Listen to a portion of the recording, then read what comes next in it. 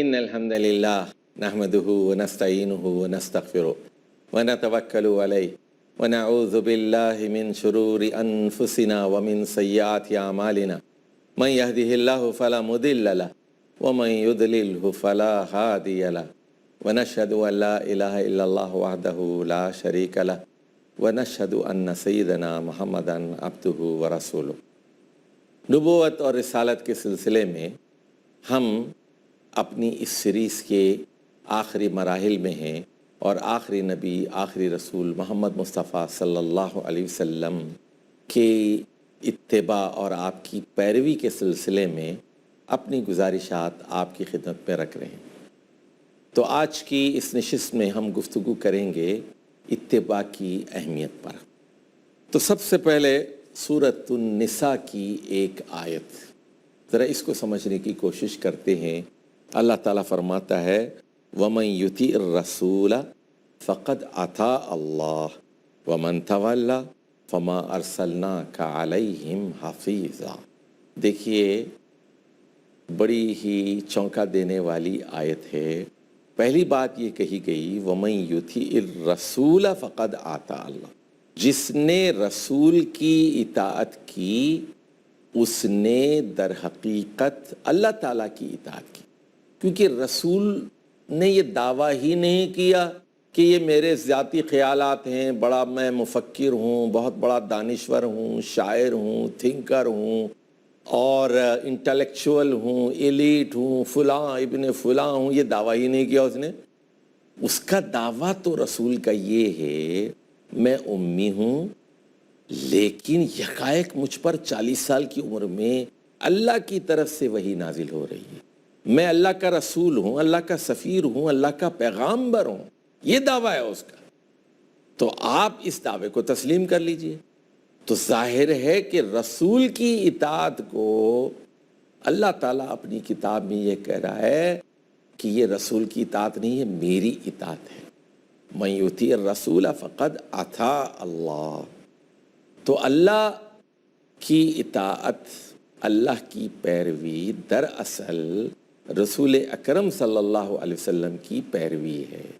یعنی جس طرح آپ نے نماز پڑھی، جس طرح آپ نے اپنی عائلی زندگی بسر کی، جس طرح آپ نے اپنے بیوی بچوں کے ساتھ طرز عمل اختیار کیا، تو اس پورے نظام کو قائم کرنا، مسجد کے نظام کو قائم کرنا، عبادات کے نظام کو قائم کرنا، عائلی نظام کو، خاندانی نظام کو قائم کرنا، عدالتی نظام کو قائم کرنا، پولیس کے نظام کو قائم کرنا، دنیا میں امن قائم کرنا، انصاف قائم کرنا، سیاسی نظام قائم کرنا، امن و صلح کا اور جنگ کا نظام قائم کرنا، تو ان تمام چیزوں میں آخری رسول محمد مصطفیٰ صلی اللہ علیہ وسلم کی پیروی در حقیقت اللہ کی پیروی گردانی جائے گی، سمجھی جائے گی۔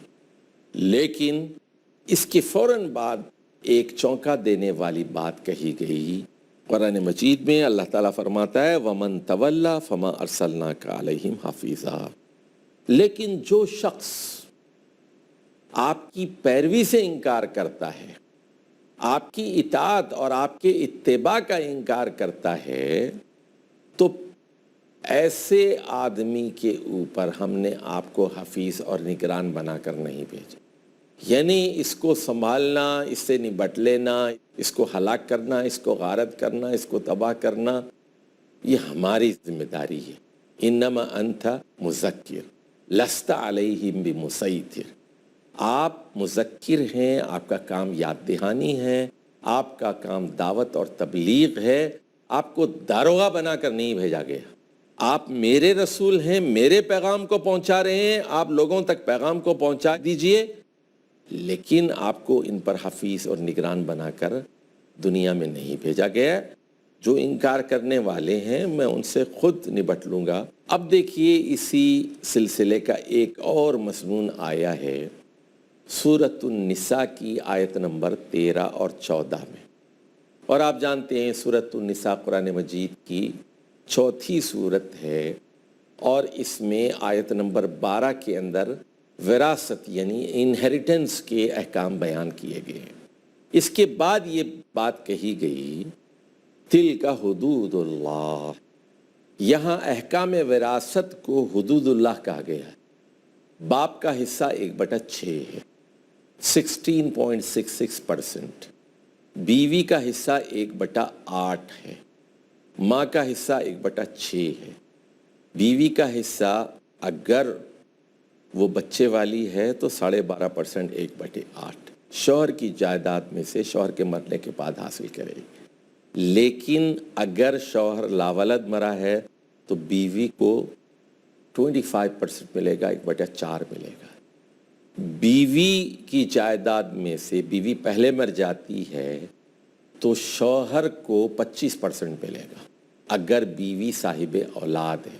لیکن اگر بیوی صاحب اولاد نہیں ہے، بغیر بچوں کی بیوی مر جاتی ہے، اس کی جائیداد میں سے 50%، 1/2 نصف شوہر کو ملے گا۔ یہ سارے انہیریٹنس کے احکام سورۃ النساء کی آیت نمبر 11-12 میں بیان کیے گئے۔ اس کے بعد فرمایا گیا تلک حدود اللہ، یہ اللہ کی قائم کردہ حدیں ہیں، یہ اللہ کی حدیں ہیں۔ وَمَن يُطِعِ اللَّهَ وَرَسُولَهُ يُدْخِلْهُ جَنَّاتٍ تَجْرِي مِن تَحْتِهَا الْأَنْهَارُ خَالِدِينَ فِيهَا وَذَلِكَ الْفَوْزُ الْعَظِيمُ۔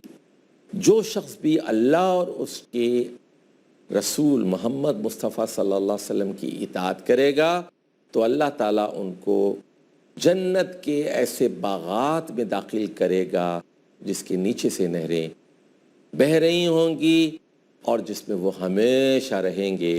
اور یہ دراصل فوز عظیم ہے، یہ دراصل عظیم کامیابی ہے۔ کامیابی یہ نہیں ہے کہ آپ ظلم کریں، دوسرے کی جائیداد ہڑپ کر لیں، بھائی کا حصہ مار لیں، ماں کو کچھ نہ دیں، بیوی کو کچھ نہ دیں اور ساری جائیداد پر قبضہ کر لیں۔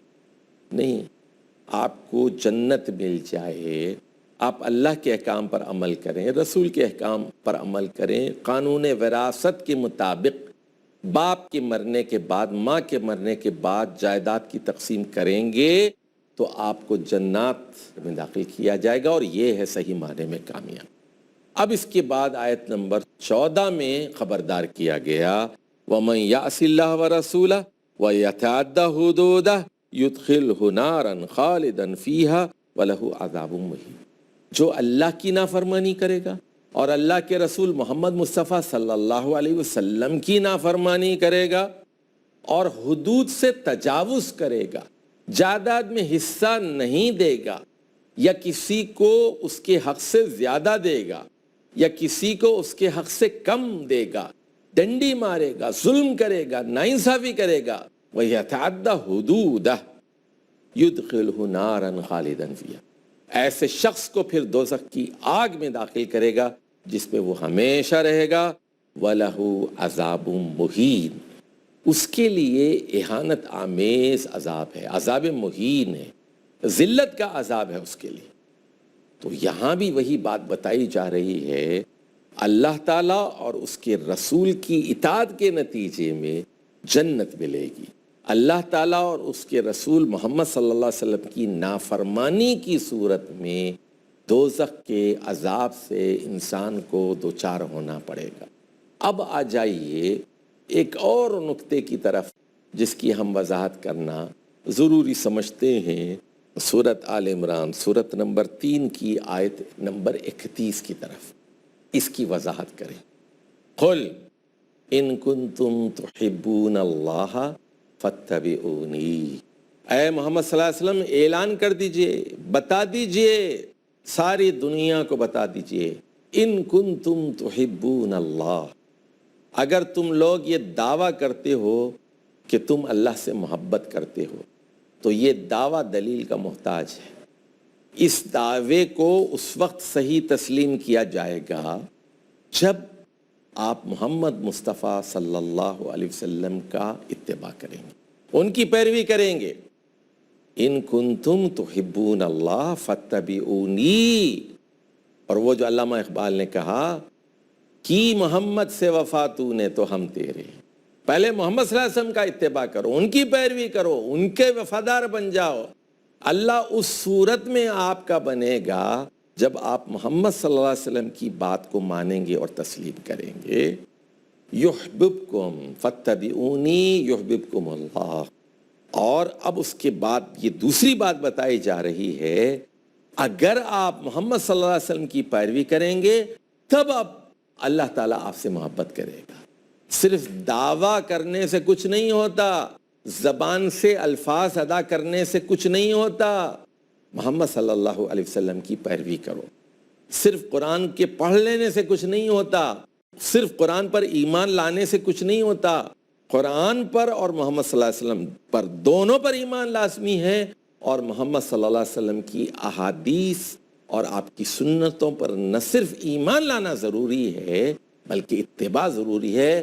فاتبعونی یحببکم اللہ۔ ثابت ہوا کہ اللہ تعالیٰ کی محبت صرف اور صرف اسی صورت میں نصیب ہو سکتی ہے جب محمد صلی اللہ علیہ وسلم کی غلامی اختیار کی جائے، آپ کا اتباع کیا جائے اور آپ کی پیروی اختیار کی جائے۔ یہاں ہم ایک وقفہ لیں گے اور وقفے کے بعد انشاءاللہ تعالی اس موضوع پر ہماری گفتگو جاری رہے گی۔ والسلام علیکم ورحمۃ اللہ وبرکاتہ۔ سورۃ آل عمران کی آیت نمبر 31 کی وضاحت وقفے سے پہلے ہو رہی تھی، اور میں نے یہ بتایا تھا قل ان کنتم تحبون اللہ فاتبعون۔ اے محمد صلی اللہ علیہ وسلم، آپ اعلان کر دیجئے، بتا دیجئے واشگاف الفاظ میں کہ اگر تم لوگ یہ دعویٰ کرتے ہو کہ تم اللہ سے محبت کرتے ہو تو سنو، پہلے محمد صلی اللہ علیہ وسلم کی اتباع کرو، پیروی کرو، ان کے نقش قدم پر چلو۔ فاتبعونی یحببکم اللہ۔ اور اگر تم محمد صلی اللہ علیہ وسلم کی اطاعت کرو گے تب اللہ تعالیٰ تم لوگوں سے محبت کرے گا۔ محض محبت کے دعوے پر اللہ تعالیٰ کی محبت نصیب نہیں ہوتی، اور محبت کا معاملہ تو آپ جانتے ہیں، یک طرفہ محبت کا کوئی اعتبار نہیں۔ اگر آپ کسی سے محبت کرتے ہیں اور وہ آپ سے محبت نہیں کرتا تو اس کا انجام کیا ہوتا ہے؟ آدمی کو زہر کھانا پڑتا ہے، یہ ٹرین کی پٹری کے نیچے جا کر لیٹ جانا پڑتا ہے۔ تو یک طرفہ محبت کا انجام تو خودکشی پر منتج ہوتا ہے۔ تو محبت دو طرفہ ہو۔ وہ جو شاعر نے کہا نا، شاید اسی کا نام محبت ہے شیفتہ، دونوں طرف ہے آگ برابر لگی ہوئی۔ تو محبت دو طرفہ ہوتی ہے، یک طرفہ چیز کو محبت نہیں کرتے۔ تو اب اللہ تعالیٰ یہ کہہ رہا ہے تمہارا دعویٰ ہے کہ تم اللہ سے محبت کرتے ہو، لیکن میں اس دعوے کو تسلیم نہیں کرتا۔ یہ میرے آخری رسول محمد صلی اللہ علیہ وسلم ہے، تم ان کی پیروی کرو، ان کا اتباع کرو، تب میں تم سے محبت کروں گا۔ یہ دو طرفہ معاملہ ہے۔ پھر فرمایا گیا وَيَغْفِرْ لَكُمْ ذُنُوبَكُمْ۔ نہ صرف میں تم سے محبت کروں گا بلکہ تمہارے سارے ذنوب اور کبائر اور بڑے گناہ معاف کر دوں گا۔ محمد صلی اللہ علیہ وسلم کی اطاعت اور پیروی انسانوں کو یہ ضمانت دیتی ہے کہ اس کے ذنوب کی بھی مغفرت ہو جائے گی، اللہ کی محبت اسے نصیب ہوگی۔ اور فرمایا واللہ غفور الرحیم۔ اب ایک اور نکتہ اس آیت سے معلوم ہوا کہ جن لوگوں نے اپنی زندگی اللہ کی اطاعت میں تو گزاری لیکن اطاعت رسول صلی اللہ علیہ وسلم کے تقاضے پورے نہیں کیے اور من و ان رسول کی پیروی نہیں کی، احادیث سے شغف حاصل نہیں کیا، ادھر ادھر سے کچھ چیزیں سن لی، عمل کر لیا، دین کے بارے میں سنجیدگی کا مظاہرہ نہیں کیا، اور پھر اپنی دنیا میں مگن رہے، تو ان کا یہ اتباع اور ان کی یہ پیروی کامل نہیں سمجھی جائے گی۔ رسول اللہ صلی اللہ علیہ وسلم کی کامل اطاعت مقصود اور مطلوب ہے۔ اسی کے نتیجے میں اللہ کی محبت بھی نصیب ہوگی، اسی کے نتیجے میں ذنوب اور گناہوں کی مغفرت کے سامان فراہم ہوں گے۔ اور فرمایا واللہ غفور الرحیم۔ اللہ تعالیٰ تو غفور الرحیم ہے، اللہ تو تیار بیٹھا ہے لوگ توبہ کریں، اللہ تو معاف کرنے کے لیے تیار بیٹھا ہے۔ اللہ تو ہر غیر مسلم کو معاف کرنا چاہتا ہے، وہ فوراً ایمان لائے، عمل صالح کرے، محمد صلی اللہ علیہ وسلم کا راستہ اختیار کرے۔ اللہ کی تو ساری مخلوق ہے، ساری دنیا کو پیدا کرنے والا اللہ ہے، ایک ہی خدا ہے، تمام دنیا کے انسانوں کا ایک ہی خدا ہے، اور اپنی مخلوق کے بارے میں وہ سب کو ایک ہی آنکھ سے دیکھتا ہے۔ تو اچھا آدمی اچھا ہے، برا آدمی برا ہے، جو کوئی بھی اس کی پیروی کرتا ہے، اگر ایک برہمن زادہ بھی ہے اور وہ قرآن و سنت کی پیروی کرتا ہے، محمد صلی اللہ علیہ وسلم کی بات مان لیتا ہے، تو وہ بھی جنت میں اعلیٰ درجہ حاصل کرے گا۔ اگر ایک شودر ہے، ایک کھتری ہے، ایک ویش ہے، اس کی کوئی برادری ہو، وہ بہوجن ہو، وہ ہریجن ہو، وہ کوئی ہو، وہ اگر اللہ اور رسول کی اطاعت کرتا ہے، وہ جنت میں اعلیٰ مقامات حاصل کرے گا۔ اللہ تو تیار بیٹھا ہے کہ لوگوں کو معاف کرے، لوگوں کی مغفرت کرے۔ وَمَا يَفْعَلُ اللَّهُ بِعَذَابِكُمْ إِن شَكَرْتُمْ وَآمَنْتُمْ۔ اللہ کو کیا پڑی ہے کہ آپ کو سزا دے اگر آپ ایمان کا مظاہرہ کریں اور اگر آپ شکر کا رویہ اختیار کریں۔ وَالَّذِينَ آمَنُوا أَشَدُّ حُبًّا لِلَّهِ، معلوم ہونا چاہیے سچے اہل ایمان اللہ تعالیٰ کی محبت میں شدید ہوتے ہیں۔ اور اللہ تعالیٰ کی محبت میں شدید کیسے ہوتے ہیں؟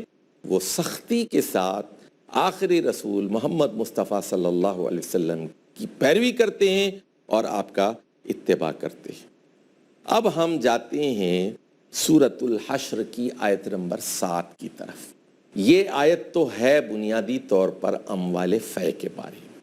اموال فے اس مال کو کہتے ہیں جب مسلمان کوئی جنگ کرتے ہیں اور جنگ کی نوبت نہیں آتی اور محض روب کی بنیاد پر کوئی علاقہ فتح ہو جاتا ہے، زمینیں مل جاتی ہیں، مال غنیمت ہاتھ آتا ہے لڑائی کے بغیر ہی، تو اس کو اموال فے کہتے ہیں۔ اس کی تقسیم اللہ تعالیٰ نے بتا دی، اس کے مدات بتا دیے کہ اس مال فے میں سے ان کو ملے گا، ان کو ملے گا، ان کو ملے گا۔ اس کے بعد جو ہے اس کی حکمت پر روشنی ڈالی گئی کَإِ لَا يَكُونَ دُولَةً بَيْنَ الْأَغْنِيَاءِ مِنْكُمْ، کہ اس کی حکمت یہ ہے کہ دولت صرف اور صرف امیروں کے درمیان گردش کرتی نہ رہے۔ اور یہاں اسلام کے اقتصادی اور معاشی نظام کا ایک پورا خاکہ سامنے آ جاتا ہے۔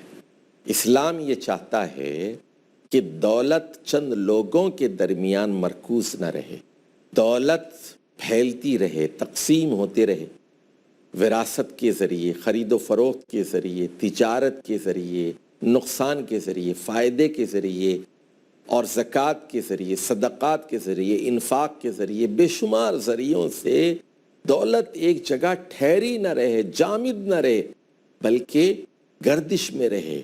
منی مسٹ بی ان سرکولیشن۔ اسی کے نتیجے میں ملازمتیں ملتی ہیں، کارخانے لگتے ہیں، لوگوں کو روزگار ملتا ہے، خوشحالی آتی ہے۔ کَإِ لَا يَكُونَ دُولَةً بَيْنَ الْأَغْنِيَاءِ مِنْكُمْ۔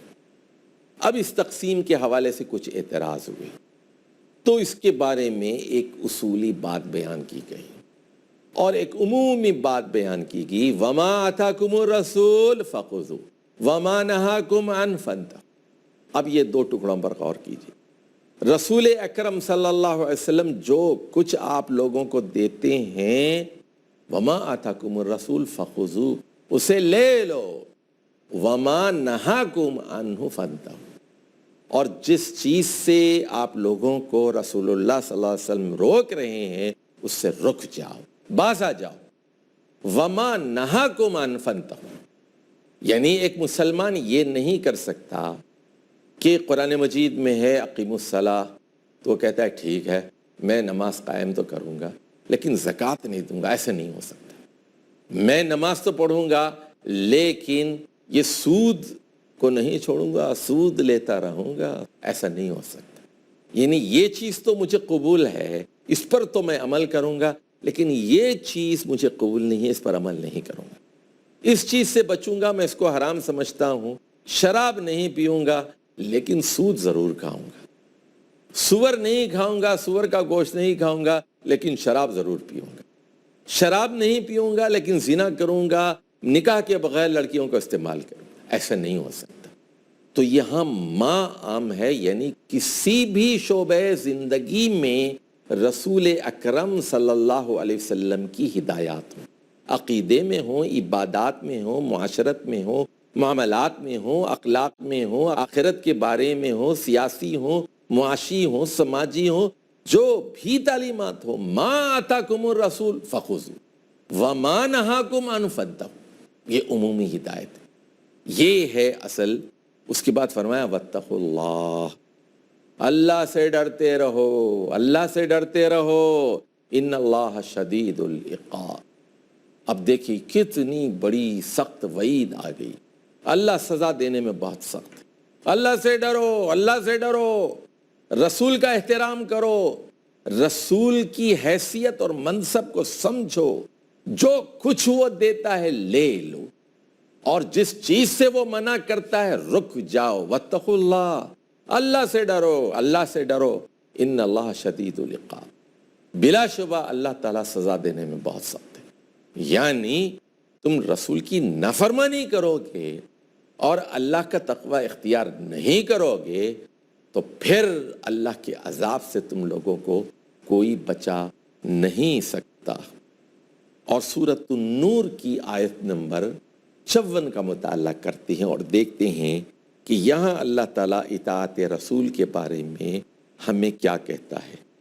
فرمایا گیا وَإِن تُطِيعُوهُ تَهْتَدُوا وَمَا عَلَى الرَّسُولِ إِلَّا الْبَلَاغُ الْمُبِينُ، لوگو اگر تم رسول اللہ صلی اللہ علیہ وسلم کی اطاعت کرو گے تب ہی ہدایت پاؤ گے، اگر آپ صلی اللہ علیہ وسلم کی اطاعت نہیں کرو گے ہدایت نہیں پاؤ گے۔